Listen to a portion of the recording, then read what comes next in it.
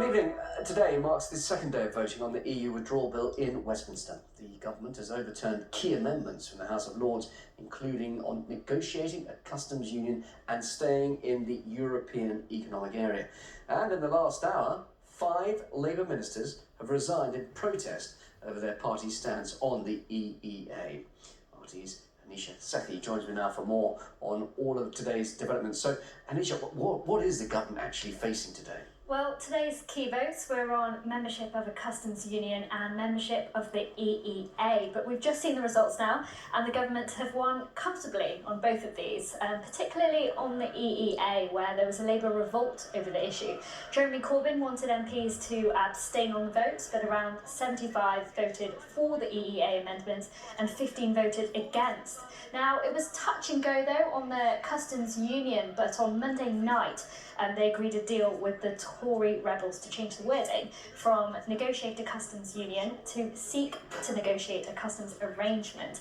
Now, yesterday, Theresa May as well thought that she had diffused a rebellion in her party with last-minute concessions being made, and Tory MPs were promised an input in what to do in case of a no-deal scenario. But Downing Street now has signalled it has no intention of discussing a central aspect of their demands, despite these previous assurances. Former Attorney General Dominic Grieve put forward one amendment with 3 clauses, one of which has now been dismissed by Downing Street. That was the proposal that by the 15th of February next year, if there's no Brexit deal, the House of Commons can give the government direction on what to do next, but that's now not up for discussion. As you can imagine, though, this hasn't really matched the recollection of what's been promised, so quite a few are unhappy with this scenario. Given the reports just now that Number 10 have rejected the agreement that was made yesterday with sensible Conservative MPs on the Green Amendment, at least the third part of it, and there is no guarantee now, absolutely none, that there will be a meaningful vote. Is it not absolutely essential that a loud voice goes out from this House today that we want the least damaging Brexit possible in the customs union and in the single market? Well, I'm grateful for that intervention. I haven't seen the news that's just coming through, but if that is the news, it's extremely concerning, because a strong message needs to go out from this House about the proper role of Parliament in the Article 50 process. I think we need to be very clear about this, because something may have happened, but I heard the Prime Minister standing at the dispatch box very clearly saying that an amendment would be forthcoming. It would largely incorporate much of the Right Honourable learned friend's amendment which he put forward yesterday, and discussions and negotiations are continuing, and in due course that amendment will be laid in the Lords, and if I may put it in this way, the job will be done on a meaningful vote and roll for this House. Now, the Speaker of the House of Commons also tried to diffuse the whole situation by reminding MPs to stop talking about this yesterday's vote.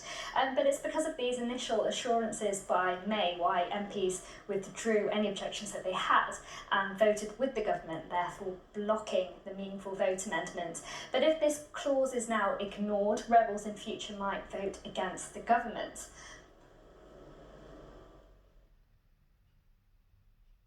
For the avoidance of doubt, the Prime Minister said yesterday that Clause C of Dominic Grieve's amendment would be discussed as part of the new amendment to be tabled in the Lords. If the Prime Minister goes back on that, there will be no agreed amendment that I can support. So all these internal divisions now mean Theresa May might be in a lose-lose scenario. If she doesn't give the rebels what they want, parliamentary control over Brexit, in event of a no-deal, they'll vote against her, as we've just heard from Subri as well. But if she does give them what they want and what they think she's promised, the hard Brexiteers who don't want Parliament to get involved and wreck Brexit as they see it, they'll bring her down too. But now we'll see a bout of parliamentary ping-pong with the Lords as the bill passes back and forth both houses over the next few weeks. Anisha, thanks very much indeed for that. Shadow Chancellor John McDonnell has criticised the government's management of the Brexit bill votes in a speech to city bankers. He also said ministers' approach to negotiations was confusing to Parliament and to the EU. Having witnessed what happened in Parliament yesterday, I thought it was shaming. We have a Prime Minister that will be going off in a couple of weeks' time to meet other European leaders, unprepared and undecided as a result of some of the parliamentary activity yesterday. And to be frank, the last couple of weeks there has been negotiations, but I don't want to make two-party political in this, but the negotiations have largely been within the cabinet itself. And yesterday we saw, which I've rarely seen in Parliament, negotiations actually in the chamber between ministers and backbenchers. And then we hear this morning some of those agreements that were reached on the floor of the House have been reneged upon. So there is absolute confusion here and total confusion amongst our European partners about what our stance should be or where we're coming from in those final negotiations. There was a moment of high drama in Parliament earlier today with every member of the SNP walking out in protest. Following the votes yesterday, the issue of devolution was given only 15 minutes in the chamber, and the party's leader in Westminster was not pleased. The reality of the situation is that the powers that are enshrined under the Scotland Act in 1998 are being grabbed back by this. It is a power grab, and the MPs from Scotland were not given the courtesy of even debating it last night. It is a democratic outrage. The people of Scotland will not be disrespected by this Parliament. Mr. Speaker, under the circumstances, given the disrespect that's shown, I have got no option but to ask that this House now sits in private. I say to you, and I say it in the kindest possible spirit, don't tell me what the procedures of this House are. I'm telling you that there can be a vote at the end of this session, and not now. I'm not going to... Oh, no, Mr. Blackford, resume your seat, Mr. Blackford. Under the power given to me by Standing Order number 43, in light of the persistent and repeated refusal of the Right Honourable Gentleman to resume his seat when so instructed, I order the Right Honourable Gentleman to withdraw immediately from the House for order for the remainder of this day's sitting.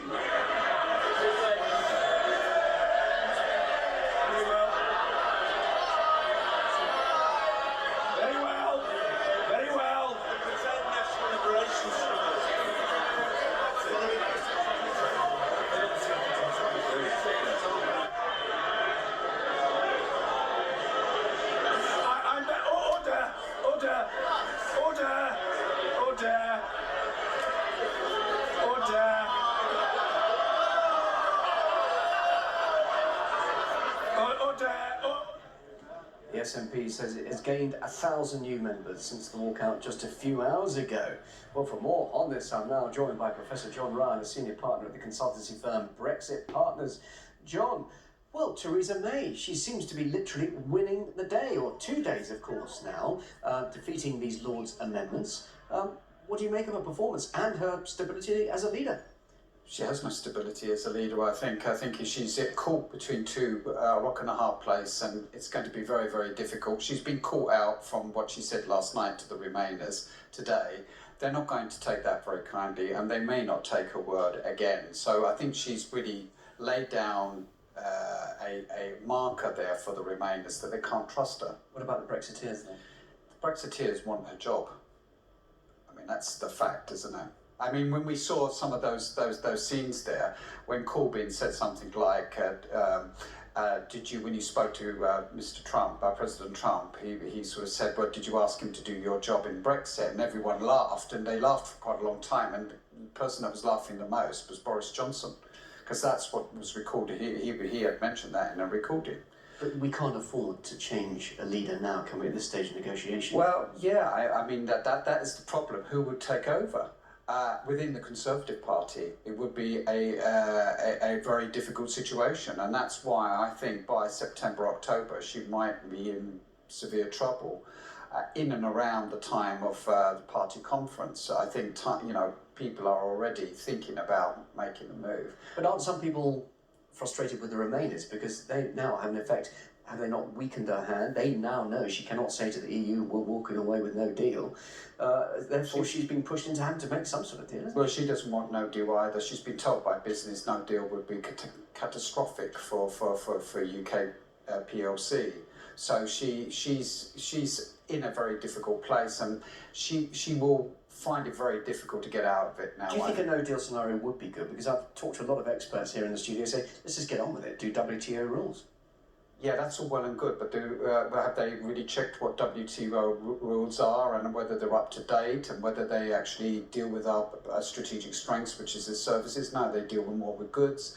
There's a lot of difficulties there. Whether we would be able to do that in a seamless way is very doubtful. All very well to be critical of Theresa May and the government. What about what's going on with Labour at the moment? 5 resignations tonight. Well, I mean, when you look at the minister and all the parliamentary private secretaries, shadows from there, and so everyone was told to abstain, and something like 74 voted for the EEA and 25 voted against.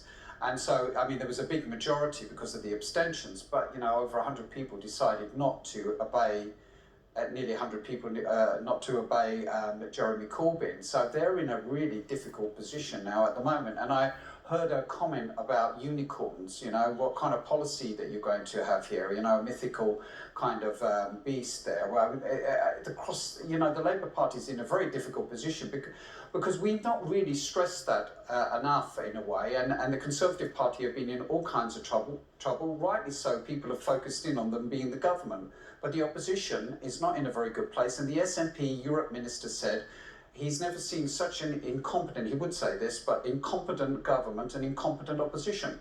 Talking of the SNP, quickly your reaction on this. What could it be seen as, a silly stunt walking out of Westminster today? Well, I think they have a point. If they're going to repatriate some of those laws back to the United Kingdom, some of those laws have to go back. Well, the majority of those laws will go straight back to Scotland, won't they? Well, not if we take at face value what the government's done recently, and this has been an ongoing issue for the Parliament. And now, you know, obviously Sturgeon has actually said you've got to draw a line in the sand, which they did.